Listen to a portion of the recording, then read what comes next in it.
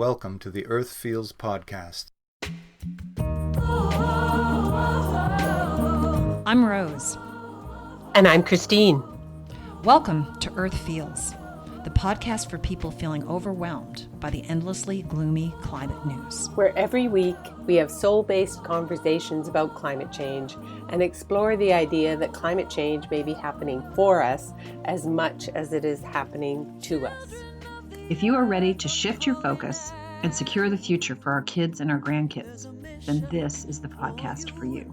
And yes, we do know how to spell. Well, we are so happy to welcome Bob Koehler to the Earth Feels podcast today. Mr. Koehler is a Chicago-based journalist and nationally syndicated writer and a self-described peace journalist. And his website is commonwonders.com. And those of you who are following Earth Feels will recognize him from a Best in Climate episode that we recorded in November, and we're recording another one earlier this week. We have told Bob it is Bob Koehler Week on Earth Feels podcast, so we are very happy to welcome him here this morning. And I guess I was really interested to hear you talk about the chaos as being a positive thing, because we certainly are in chaotic times. We are. That's yes. for sure. Yeah, I mean, really, the chaos has been going on for a long time. I mean, we're always in chaotic times, I think, at least from certain points of view. I mean, back in the days when everything was fine and normal, what was normal was racism and, Jim Crow laws and lynching and stuff like that. But it just sat there as part of who we are. And only when that started to change did it start to seem like chaos. Oh, civil rights movement. Oh, chaos, But of course, the dark part of who we are doesn't go away. And, the Civil Rights Act of 1965 didn't end the racism in the soul of this country. And it's been percolating in different ways. And Donald Trump, the amazing Donald brought it to the surface again. We saw it truly come alive and manifest itself in its weird stupidness, but also terror on a week ago at the national Capitol. Yeah. I was just going to say that the question for this episode is based on your most recent article, which is we're asking, is real change possible? Are we on the brink of real change? Yeah. Well, I mean, I believe we are. What do I know? But yes, I believe we are. As I say, the term I kind of use and grasp hold of is evolution, and we are evolving. It's much bigger than national politics, human evolution, or even the evolution of the universe. Is an enormous process. It's bigger than the human mind, but humanity and human beings are part of it. We are on the brink of change. We're always moving and shifting, but it looks like something significant is coming. I hope that it is. It goes in multiple directions. For me, in my own mind, the two things I link most in terms of the deep problems we're dealing with, certainly one is the climate emergency, the climate change that's changing everything. That combined with the often just ignored fact that we are always at war, that every nation, with a few exceptions, has standing armies. The president could start a nuclear war quicker than he could order pizza. It's just insane.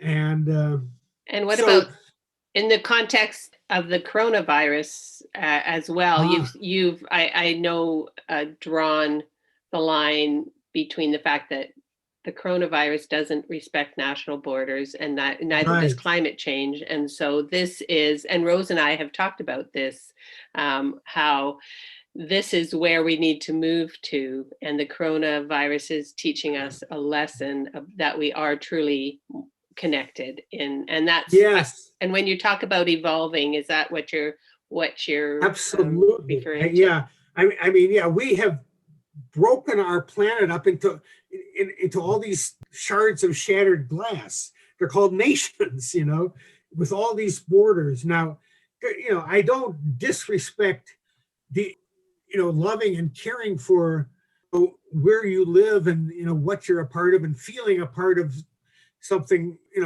where you live. I understand that. But the border process, I think, we have to learn how to live as one world. And I think the problem, or that which has kept us, that's created the current situation of, border, is the need for an other.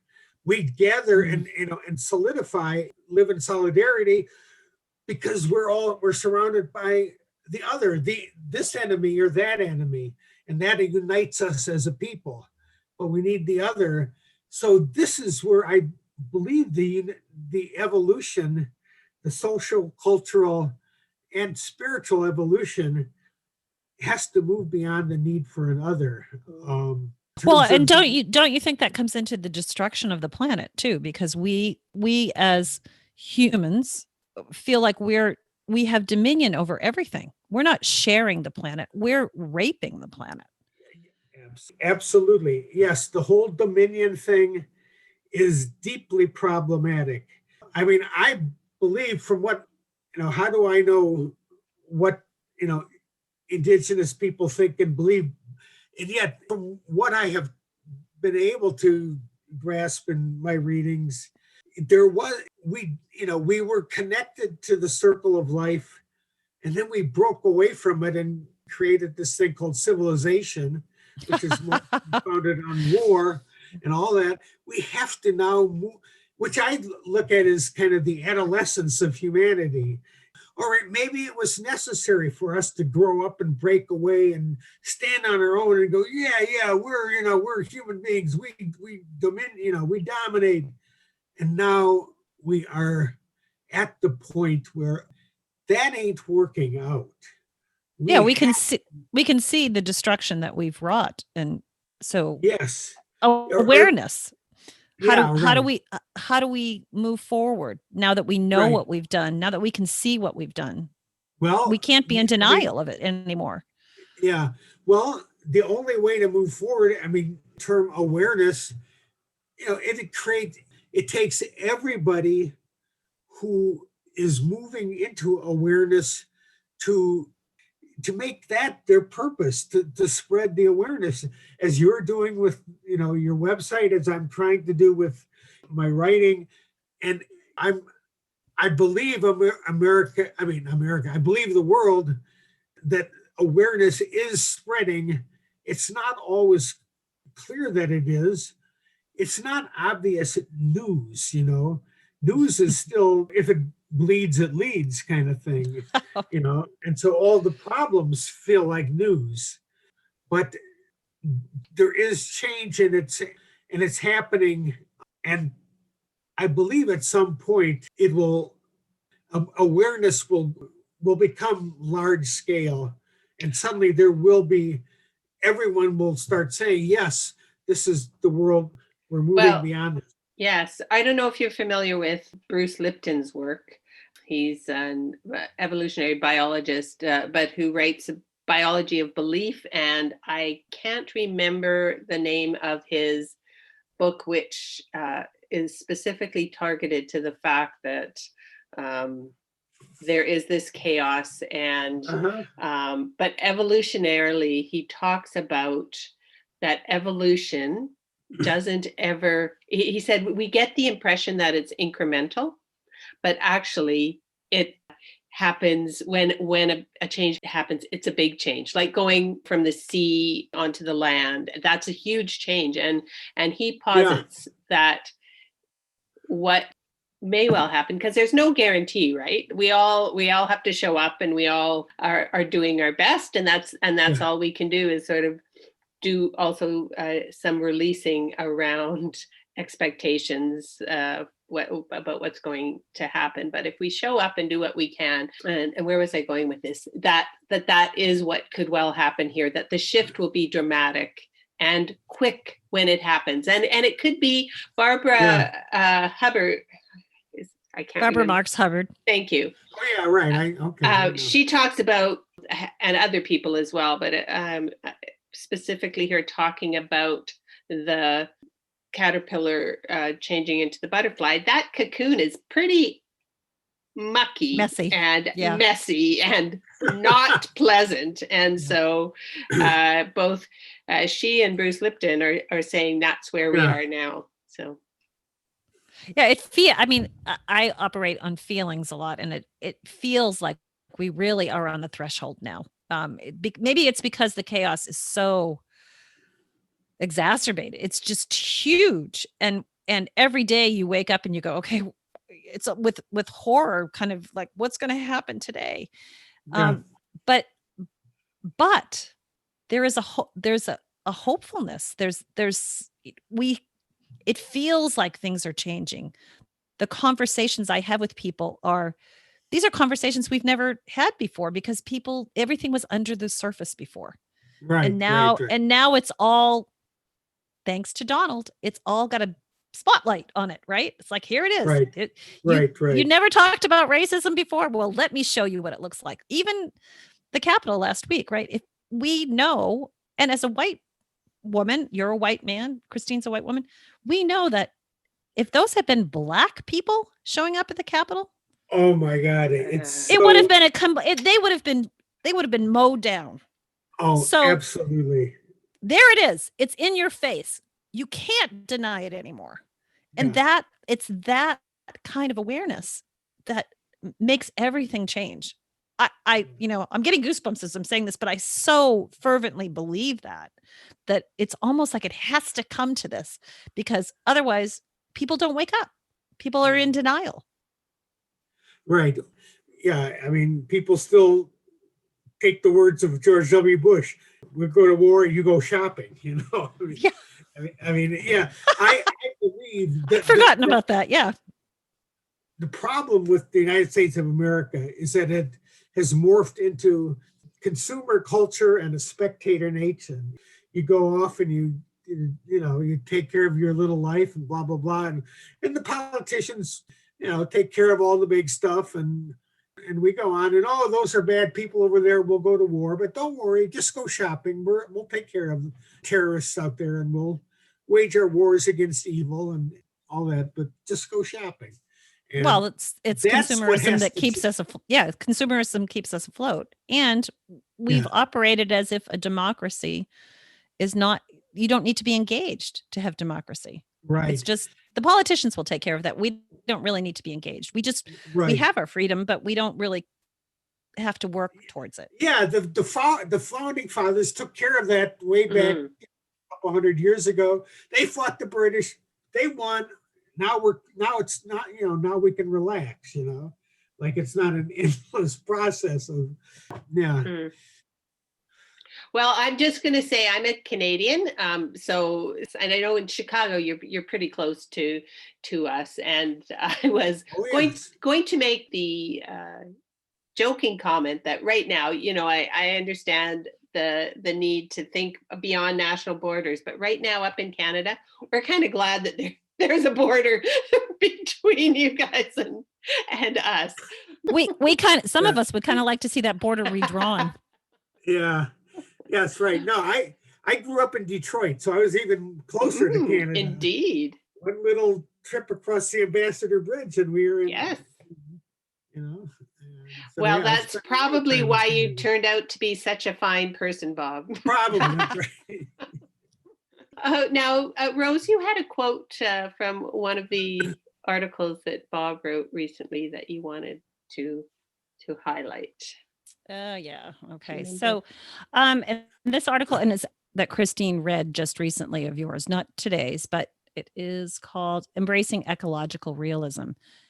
I hadn't heard of Stuart Patrick, but his quote, "The global environmental crisis encompassing runaway climate change, collapsing biodiversity, and the slow death of the world's oceans has exposed the limitations of traditional political realism as a guide to statehood in the 21st century. The time has come for the nations of the world to embrace a new approach to world politics that treats the preservation of the biosphere as a core national interest and a central objective of national security policy. Call this new mindset ecological realism."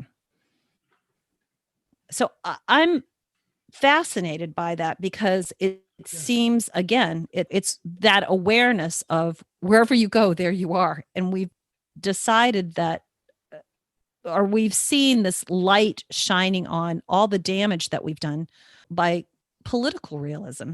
Yes, political, yeah. But now we have to realize, or now we are beginning to realize, hopefully it's in time and we can change things. We can right the ship quick enough.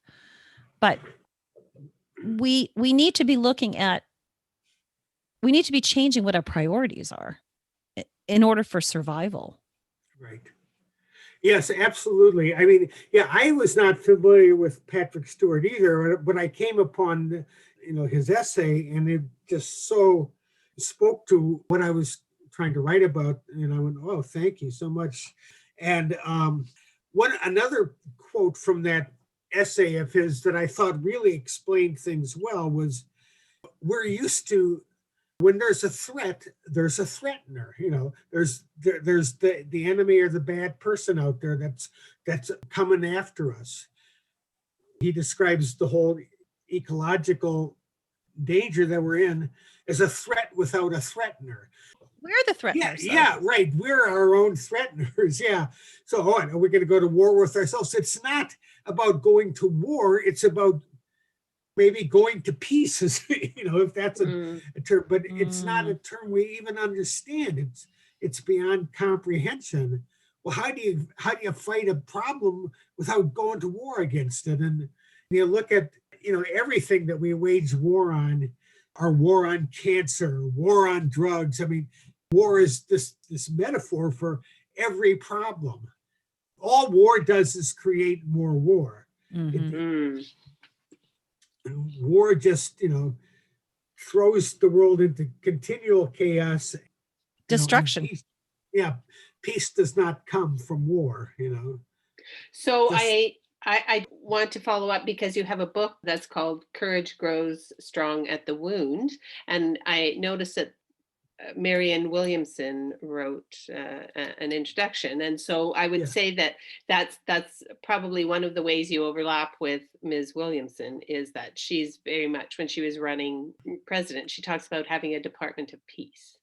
Yes, absolutely. That's why I know Marianne. The whole Department of Peace movement from, 15, 20 years ago now is when I started going to these events that on the Department of Peace, and Marianne was one of the people leading this movement, and so that's how I was able to connect with her, which was always, it's been a good connection. So we've been friends for ever since.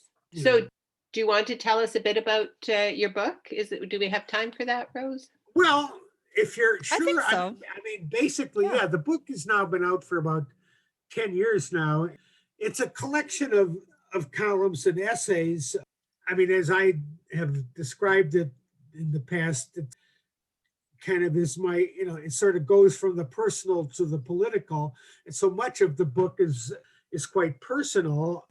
I lost my wife to cancer about 20 years ago now, and I had at that time, my daughter was a 12-year-old girl when her mom died. So, and that it was in that period of time that I began writing the column. And so a lot of the stuff was simply about, being a single dad and stuff like that.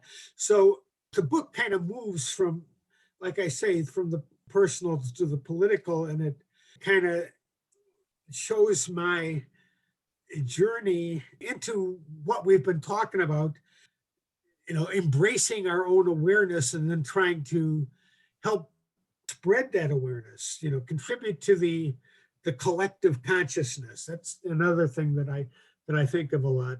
And so anyway, so that's the essence of the book.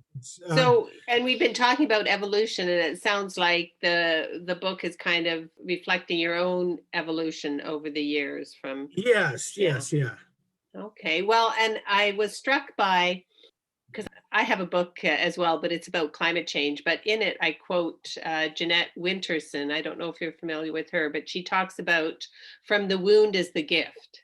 And that, okay. And that sounds like the same thing that, when life is too easy, we don't learn, and it's instead of railing against the difficulties that life provides us, that it is possible to view them as a gift. And so that's what Rose and I try and do on this podcast with regards to climate change. We kind of try and just shift the question a bit and ask, is climate change about happening to us, or is it actually happening for us? Yeah, for us and with us. I mean, I think it's very crucial to move beyond, we're just these little specks here, and and it's happening out there, and we better obey the rules and do things right. It's so much bigger than that. I mean, a number of years ago, I wrote a column that inspired by Bill Maher, who said something really stupid. I don't always disagree with Bill. Sometimes he can be right on, but he can be way off too. And so he was making a joke on his show about somebody's going to have to tell these Native Americans that dancing doesn't cause rain, or doesn't. In other words, he was making fun of that kind of thing. And the column tried to talk about the idea of being, in sync with and communicating and being a part of the natural world. And it's not like, let's do a rain dance, and that's like turning on the water faucet. Okay, here's the rain. No, that's not it. But it's being part of.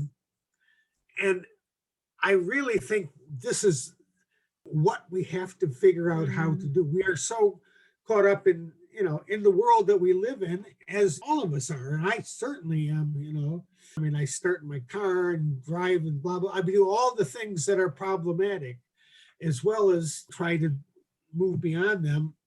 But I think it really begins with knowing how you are truly connected with that world out there. And and I don't live in a rural situation, but rural is as human as a city. I mean, you got all these monoculture, farming and all this stuff. How is that any less human, detached? Than an urban environment, And we usually wrap up. We talk about some good news. And Rose, what good news that can we all celebrate today? Well, the good news is that by the time this airs, it will be less than a week that the U.S. will have an administration that acknowledges that climate change is an existential threat. Absolutely, So beginning with the return to the Paris Climate Agreement, we're going to have a new climate czar and a push towards a green economy and jobs. And so, I recognize that we're not in this alone, but for the last 4 years, we have been the dragging anchor, slowing down the progress that the global community is making. So it feels very hopeful that, again, we're on the precipice. We're at the threshold, and we're aware. Awareness is there. Now we just need to take action. Absolutely. And keep the pressure on Joe Biden. Yeah, a lot of pressure on him. Yeah. Yeah. A lot of pressure on him. Yeah. But he's picking good pressure. He's picking some amazing people. I just wanted to ask you real quick, because you're in tune with the the Indigenous thing. How did you feel about Deb Holland being Well, elected as- yeah, I'm just kind of learning about her, but it sounds like, wow, that really does sound like a good move. So, Yeah, so Secretary of the Interior being an of the Indigenous Interior, woman. Yeah. Yep, an Indigenous woman. And it seems good to me. It seems like, wow, all right, Joe, okay. Yeah, it's very impressive pick, I think. Yeah, Yes. yeah. Not all of his picks have been that impressive. I No, I understand. know, right. Yeah. It's all, yeah, It's a mixed bag. There's some pretty big ag folks that aren't going to do a lot to change the. Yeah. But Just- again, it's crucial that the Democratic centrists do not keep the progressive wing of the party locked in their little cage and not part of the. There has to be a political voice and political traction for all of this. That's so crucial. I'm thinking after Stacey Abrams and all of the Black women who organized in Georgia and the two new senators from Georgia, I'm thinking that might help get other voices heard at the table because it was such a huge. I think so, and I certainly hope so. I will be praying for that regularly, that's for sure, sending my energy that way. Okay. And sanity and action tip, we were talking as we got started, Bob, about what helps keeps you sane when you look at the trends going on. And your advice was to remember that we're evolving. Yes, absolutely. It's bigger than we can see. The evolution is an enormous process that goes back maybe 14 billion years or so. But we are evolving. And do we have an action step? Yes, Kristen? I suggest that our readers go to Bob's website, commonwonders.com, and check out some of his well thought out and well reasoned articles. And they can also find a link to buy your book there. Perfect. All right. Thank you so much for your time. much. Well, yeah, this is great, and thank you for what you're doing. I'm very happy to connect with you guys. We are all in this together. Absolutely. Yes, absolutely. That's this week's Friday episode of Earth Feels. Special thanks to singer-songwriter Kristen Hoffman for generously allowing us to use Song for the Ocean. Thanks for listening. Don't forget, subscribe to our podcast so you don't miss an episode. Catch you next time. Bye-bye. Children of the earth, I'm calling out. There's a mission for you and for me.